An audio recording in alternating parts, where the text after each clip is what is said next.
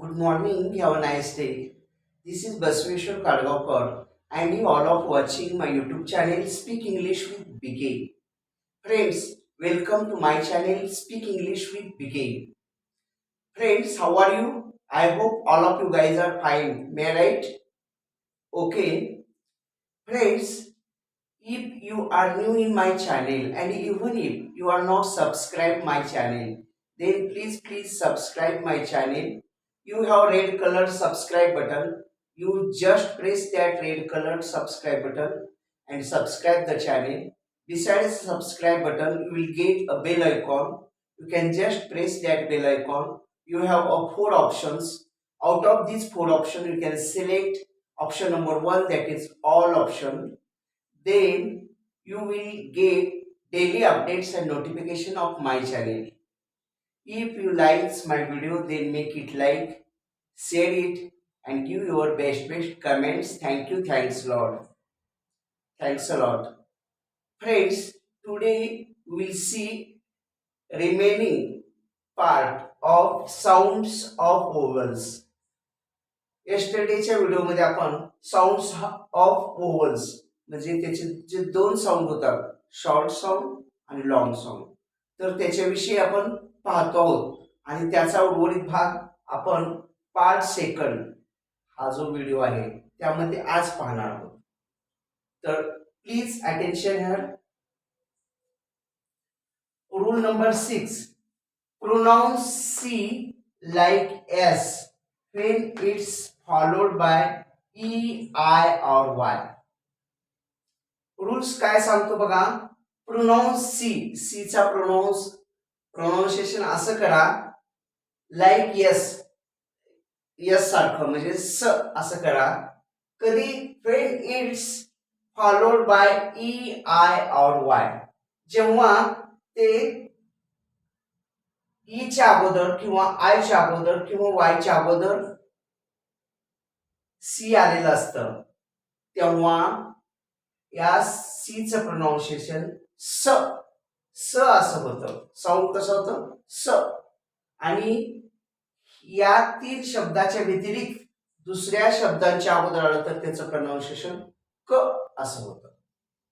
म्हणजे सी चे दोन साऊंड आहेत, सी चे दोन साऊंड आहेत. C have two sounds.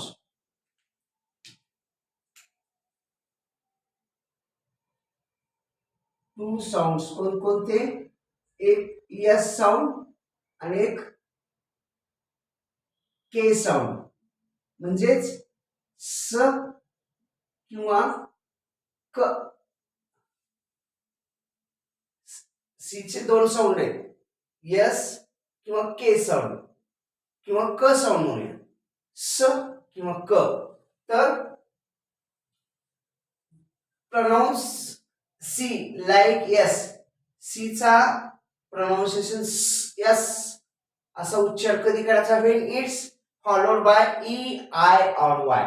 E च्या अगोदर किंवा आय च्या अगोदर किंवा वाय च्या अगोदर जर सी लेटर आलं तर त्याचं प्रोनाउन्सिएशन स असं करायचं किंवा स करायचं. आता काही एक्झाम्पल्स बघा. CIT साईट, याचं प्रोनाउन्सिएशन कसं होईल किंवा साऊंड कसा होईल? साईट, सा ई ट. म्हणजेच ह्या सी चं प्रोनाउन्सिएशन कसं झालेलं आहे? सा, सा झालेलं आहे. किंवा इथं सेंचुरी, CENTURY, सेंचुरी,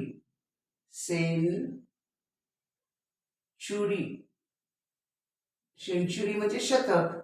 तर इथं स झालेलं बघा साऊंड. या सी चं साऊंड कसं झालंय? स, म्हणजे यस साऊंड आहे. सिटी, CITY, सिटी, सिटी, तर यस साऊंड झालेला आहे. किंवा सायकल, सा य क ल. तर हा या आता इकडे लक्ष द्या. सायकल मध्ये दोन शी आलेले आहेत बघा. हा एक शी आहे आणि हा एक शी. तर पहिला जो शी आहे वायच्या अगोदर, आपल्या रूल्स मधला वायच्या अगोदर जर शी आला तर त्याचा साऊंड कसा करायचा? यस किंवा स. तर हे स म्हणजे साय आणि इथं सीचा साऊंड कसं झालेला आहे, क क झालेला आहे, कारण सीच्या एलच्या अगोदर आलेला आहे. इथं एल आहे का यामध्ये, रूलमध्ये नाही. ई आय आणि यू या तीन वर्डच्या अगोदर जर शी आला तर त्याचा साऊंड यस किंवा स काढायचा. ई आय आणि वाय या तीन शब्दांच्या अगोदर जर आला तर यस किंवा स असा साऊंड काढायचा. इतर वेळेला सीचा साऊंड क असा काढायचा. आता इथं बघा C Y C L E, इथं वाय आहे बघा रूल मध्ये, वायच्या अगोदर आले म्हणून याचा साऊंड काय होईल, सा. आणि हा दुसरा सी हा एलच्या अगोदर म्हणजे या व्यतिरिक्त शब्दांच्या अगोदर आलेला आहे म्हणून याचा साऊंड क झालेला. इथं काय साऊंड झाला, सा, आणि इथं साय या साऊंड ह्याचा सीचा साऊंड क झालेला आहे, सायकल, सायकल. ठीक आहे. म्हणजे pronounce C like S when it's followed by E, I or Y. ज्या वेळेला C हे अक्षर E च्या अगोदर, E लेटरच्या अगोदर किंवा I लेटरच्या अगोदर किंवा Y लेटरच्या अगोदर आलेलं असतं त्यावेळेला C चा साऊंड स किंवा यस यस साऊंड काढायचा. Okay.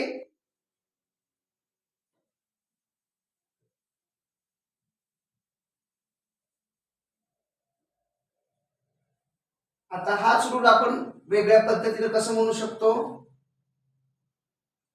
Pronounce rule number 7, pronounce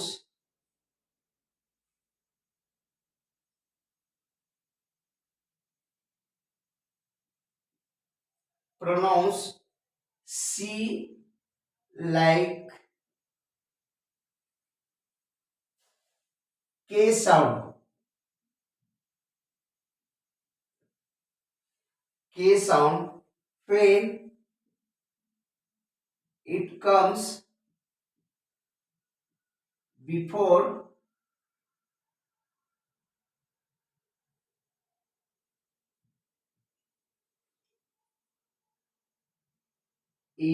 accepting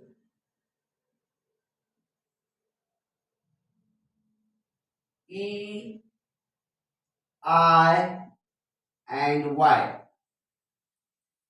या तीन लेटरला सोडून जर इतर वर्ड आलेले असतील तर त्याचा साऊंड कसा, के होणार.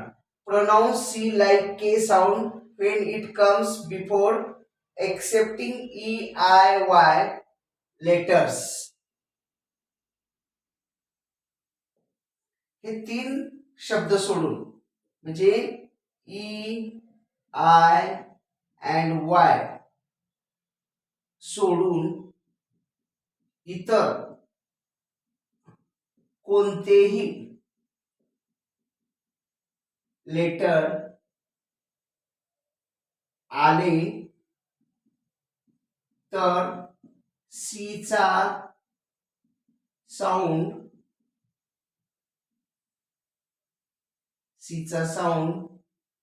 के किंवा क करावा.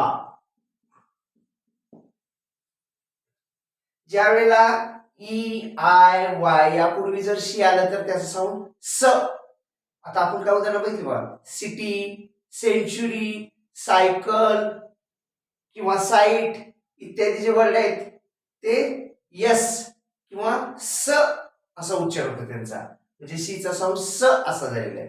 परंतु हे तीन वर्ड सोडून जर दुसऱ्या शब्दाच्या अगोदर सी लेटर आलं तर त्याचा साऊंड हा के किंवा क असा होतो. फॉर एक्झाम्पल बघूया आता,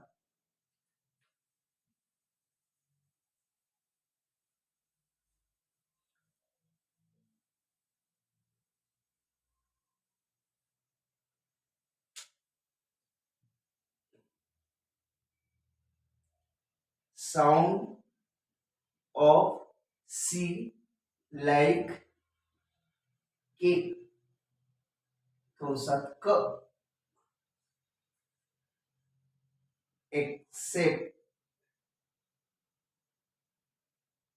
except E I and Y. E I आणि वाय हे शब्द सोडून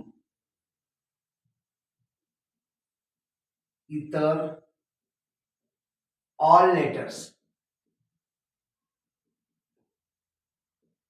ज्या वेळेला सी ई आय वाय हे शब्द सोडून इतर जे शब्द आले त्याच्या अगोदर आलेला असेल त्यावेळेला सीचा साऊंड क होतो. उदाहरणार्थ for example C A T. इथं पहा एच्या अगोदर सी आलेला आहे. हे ए यात आहे का? यामध्ये आय आय ई वाय यामध्ये ए आहे का? नाही. म्हणजे हे तीन वर्ड सोडून आहे म्हणून इथं सॅट म्हणच नाही. आपण मग सिटी CITY सिटी म्हटलो म्हणजे एस साऊंड काढला. इथं जर एस साऊंड काढला तर कसं होईल? सॅट. पण सॅट होत नाही. हे काय होईल? कॅट. इथं क साऊंड होणार आहे. सीचा साऊंड कसा? क होणार आहे. कॅट. किंवा कपल. कपल म्हणजे जोडपं. कपल. कपल. आता इथं ओच्या अगोदर आले. ह्या तीन वर्डला सोडून आहे का नाही? ओ आहे. मग या तीन वर्डला सोडून ओ आहे आणि त्याच्या अगोदर शी आलाय म्हणून त्याचा साऊंड कसा झालेला आहे? क साऊंड. साऊंड कसं झालेलं आहे? क. अंडरस्टँड? म्हणजे ज्या वेळेला सी हे लेटर ई आय वाय या अगोदर आले तर त्याचा साऊंड हा यस किंवा स असा होतो. आणि ज्या वेळेला सी हे अक्षर ई आय वाय सोडून इतर वर्डच्या अगोदर आले तर त्याचा साऊंड क असा होतो. क असा होतो. For example cat, couple etcetera. Okay. पुढला रूल बघूया.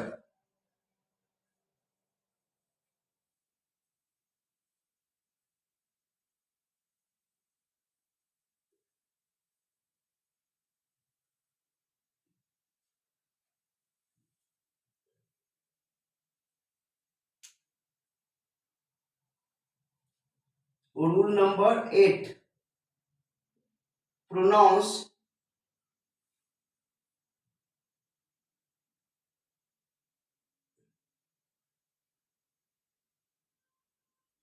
Pronounce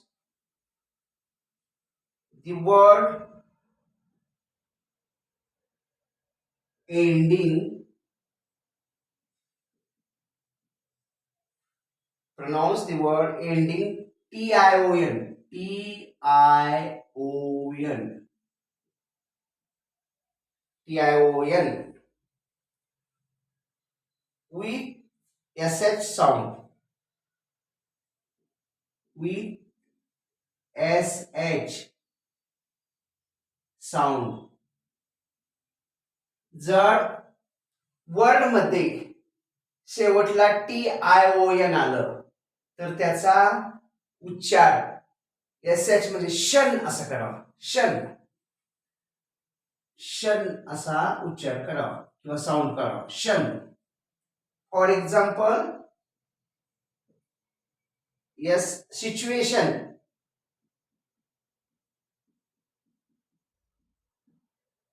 यामध्ये बघा TION शेवटी आलेला आहे. TION तर त्याचा उच्चार कसा होईल? सिच्युएशन. सिच्युएशन म्हणजे परिस्थिती. सिच्युएशन परिस्थिती. परिस्थिती. सिच्युएशन. किंवा ट्रॅडिशन. TRADITION. इथं पण लास्टला TION आलंय म्हणून याचा उच्चार कसा होईल? ट्रॅडिशन. ट्रॅडिशन म्हणजे काय? पारंपरिक. पारंपरिक. ट्रॅडिशन. उच्चार कसा झालेला आहे? साऊंड शन. सिच्युएशन. ट्रॅडिशन. किंवा ट्युशन.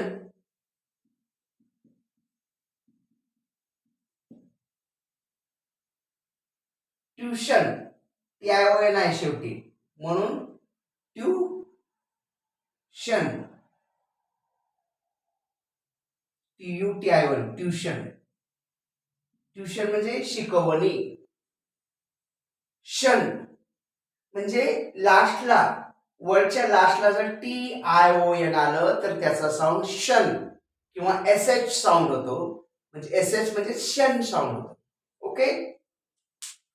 नेक्स्ट रूल बघूया.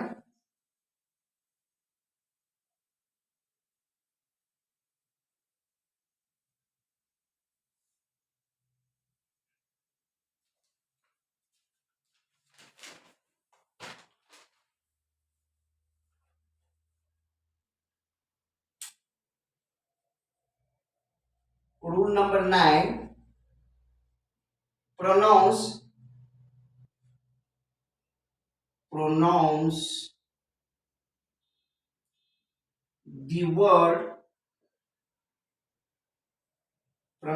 the word word ending with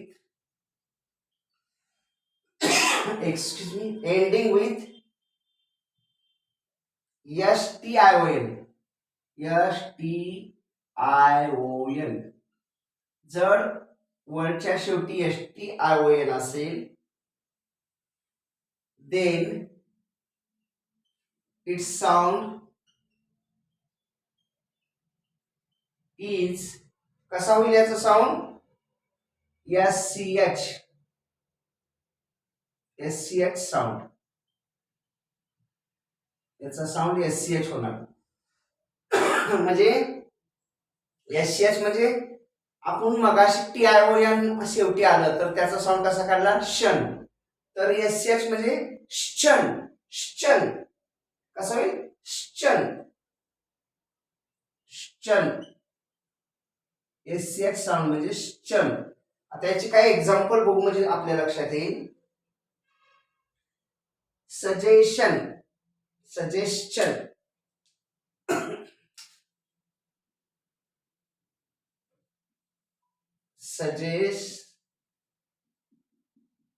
हे पहा STION आलं का STION तर याचा साऊंड कसा होईल सजेशन. आपण सजेशन म्हणतो पण सजेशन हे प्रोनाउन्सिएशन रॉंग आहे.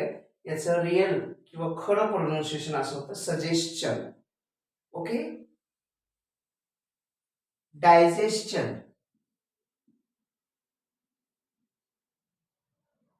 आता ही पहा आपण डायजेशन म्हणतो.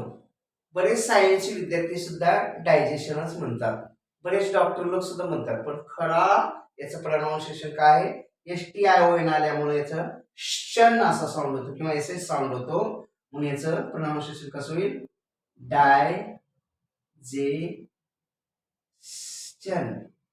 डायजेशन. ओके. तर वाक्याच्या शेवटी STION आला तर त्याचा साऊंड SCH म्हणजे शन असा साऊंड होतो. For example suggestion digestion. Okay.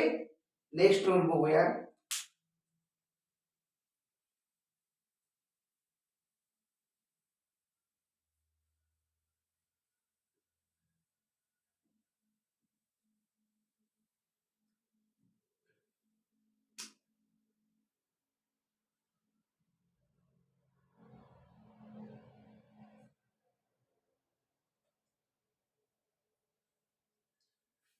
Rule number 10. G and K are always silent before N. N च्या अगोदर जर G आणि K किंवा K हा वर्ड N च्या अगोदर जर आलेला असेल म्हणजे वाक्याच्या सुरुवातीला G किंवा K न सुरुवात झालेली असेल आणि त्याच्यानंतरचा वर्ड N किंवा यांच्या अगोदर के किंवा जी आलेला असेल तर त्यावेळेला हे जी आणि हे के सायलेंट असतो. म्हणजे या जीचा आणि केचा उच्चार करायचा नाही. यांच्या अगोदर जर जी आलं किंवा यांच्या अगोदर जर के आलं तर त्याचा उच्चार किंवा त्याचं प्रोनाउन्सिएशन करायचं नाही, त्याला सायलेंट ठेवायचं. फॉर एक्झाम्पल बघू म्हणजे आपल्या लक्षात येईल. ओके.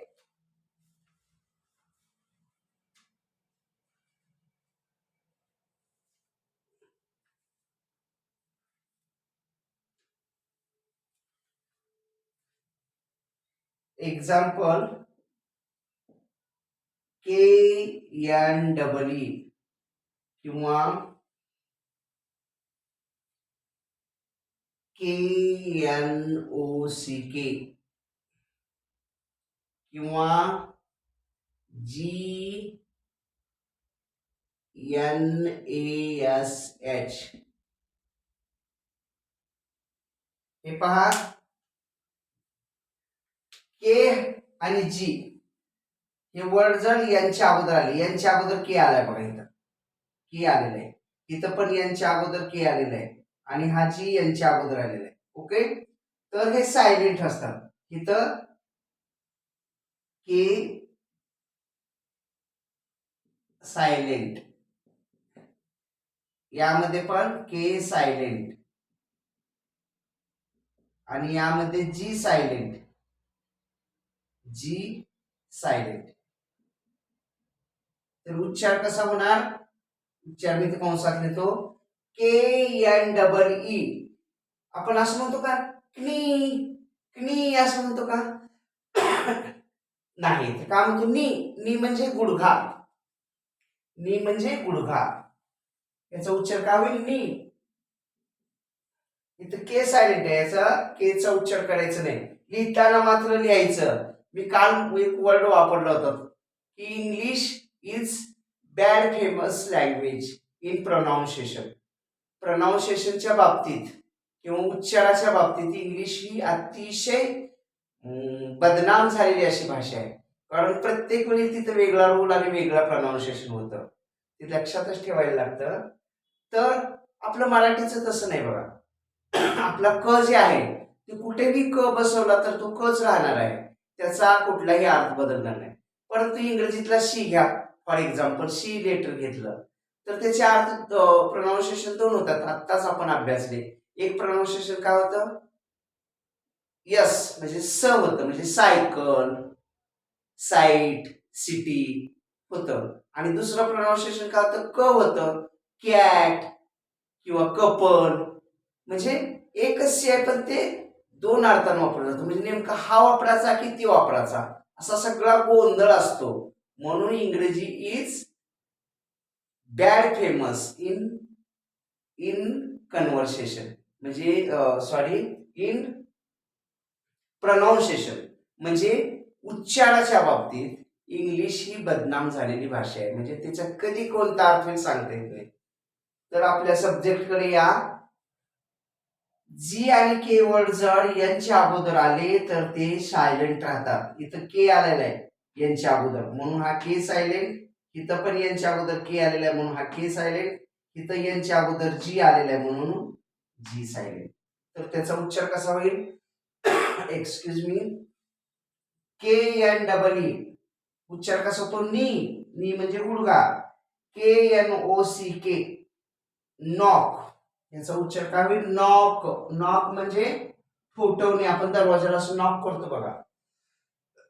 एक्सक्यूज मी, नॉक म्हणजे ठोठवणे. पण याचा उच्चार आपण असं करतो का? नॉक. नो, कारण के साईड आहे म्हणून तर काय म्हणायचं? नॉक. कारण आपण एखाद्या कुणाच्याही घरी गेलो जर दार लावलेलं असतं तर आपण असं दार लगेच ढकलत नाही. तर ते आपण दार नॉक करतो किंवा दारावरची रिंग बेल असते ती वाजवतो. म्हणजेच दिस इज गुड मॅनर्स, म्हणजे चांगल्या सवयी आहेत. का उभं जायचं लगे दार असं लगे गपमन असं उघडायचं आणि लगे आत एंट्रन्स करायचा, तर this is bad habit. That is bad manners. हे मॅनर्सला धरून नाही. तर आपण काय करतो? एखाद्या ऑफिसमध्ये गेलो किंवा एखाद्याच्या घरी गेलो आपण तर दार लावलेलं असेल तर दाराला नॉक करतो किंवा दारावरचा बेल वाजवतो. म्हणजे ज्यावेळेला त्या आतून रिस्पॉन्स येईल की बाबा दार तुम्ही ढकलून आतमध्ये या किंवा दार ते उघडतील, तर त्यावेळेलाच आपण आत एंट्रन्स करायचा. That is called good manners. Okay. तर के एन डबल ई ह्यामध्ये के सायलेंट आहे म्हणून याचा प्रोनाउन्सिएशन काय झालेलं आहे नी. के एन ओ सी के यामध्ये के सायलेंट आहे म्हणून याचं प्रोनाउन्सिएशन काय झालेलं आहे नॉक. नॉक म्हणजे ठोठवणे. आणि इथं G N A S H या वर्ड मध्ये जी सायलेंट आहे म्हणून याचा उच्चार कसा होईल नॅश. नॅश. नॅश असा होणार. तर मित्रांनो आजच्या व्हिडिओमध्ये आपण सी चे दोन साऊंड कुठला यस साऊंड आणि क साऊंड, तसंच टी आय ओ एन जर शेवटी आली तर त्याचं शन कसं होतं आणि शेवटी जर यश टी आय ओ एन आलं तर त्याचं शन कसं होतं तो तो रूल पाहिलेला आहे. त्याचबरोबर जर जी आणि के हे वर्ड जर एनच्या अगोदर आले तर ते जी आणि के हे वर्ड हे सायलेंट राहतात, त्याचा प्रोनाउन्सिएशन केलं जात नाही. हा एक रूल पाहिलेला आहे. आता रिमेनिंग जे रूल्स राहिलेले आहेत ते आपण नेक्स्ट व्हिडिओमध्ये म्हणजे उद्याच्या व्हिडिओमध्ये पाहू. I hope today's theme or today's subject, I hope all of you guys are understand today's subject, and even if you are not understand or any difficulty about this topic of sounds of vowels, then please contact me, or you just put your difficulty in a comment box. I will try to sort out your difficulty. Friends, if you likes my video, then make it like, share it, and give your best comments. And if you are new in my channel, and even if you are not subscribed my channel, then please subscribe the channel. Beside the subscribe channel, you will get a bell icon. You can just press that bell icon, and you have four options. Out of these four options, you can select option number one, and you will get daily updates and notification of my channel. I hope today's all syllabus, all theme you can understand very well. And even if you are any difficulty, you can contact me. Just we stop here. Thank you. Thanks a lot. Keep smiling forever.